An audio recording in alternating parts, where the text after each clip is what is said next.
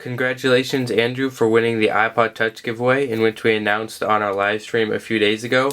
If you missed that, then don't worry, we're going to have another one soon. We're getting our iPhone 5 shipped any day now, and if you want us to give it away, hit the like button, and we'll see what we can do. So in this video, we wanted to review the iPod Touch 7th generation, along with compare it to the previous 6th generation model. Now the first and biggest change is the design. As you can see, Apple likes to turn the iPod Nano into a square every 3rd generation, and since it's the 7th generation, it looks like its normal self as more of a stick-like, sort of like a smaller design of the iPod Touch. You'll notice also the home button has a circular button, which looks kind of weird if you've used a lot of previous Apple products. It sort of looks almost like a rip-off, even though it's not. And then on the home screen, you'll also see that all the icons are circles as well.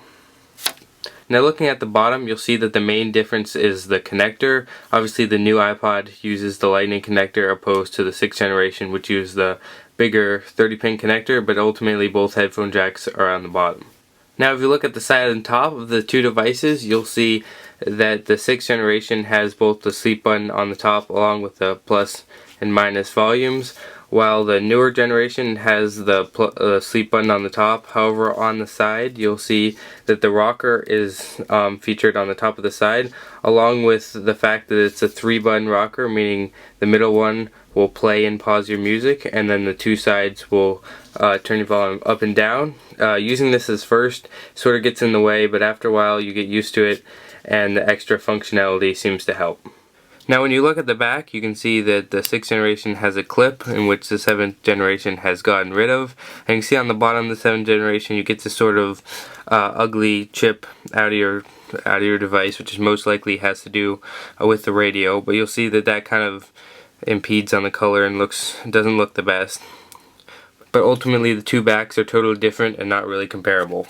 Now the software on both devices are fairly similar, but you'll see that with the newer generation you have a lot more space, which means a lot more functionality inside the applications. If you open up the music app on both devices, you'll see that it's just so much easier to navigate on the newer iPod. And I have some music playing. You can see the music player has changed a bit on the new iPod. As you can see here, the two side by side. But the main advantage on the Nano is you have a lot more room to look through your music, opposed to the older generation where you're stuck in a very small screen. So you can see applications on both devices are pretty much the same. We can open up the clock on both, and you'll see you can just swipe to the side to view the timer and the alarm, etc. on both devices. Just you have more real estate with the 7th generation.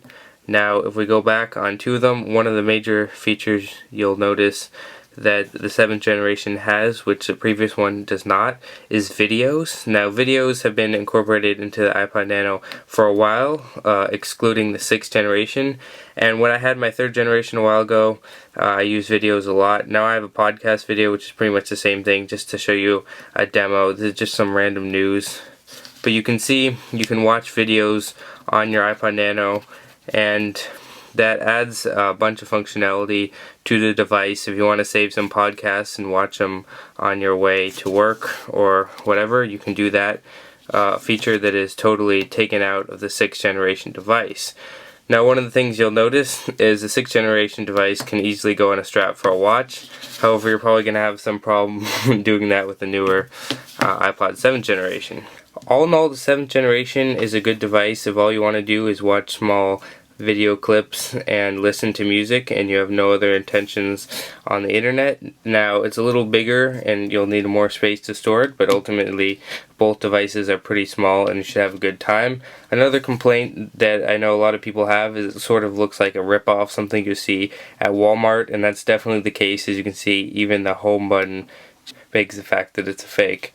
But for all practical purposes, I like the newer iPod Nano opposed to the previous generation. Thanks for watching. If you want more coverage, including the new iPad mini, which is going to be released soon, make sure to subscribe. And if you want us to give away the iPhone 5 that we get, hit that like button, and I'll see you guys later.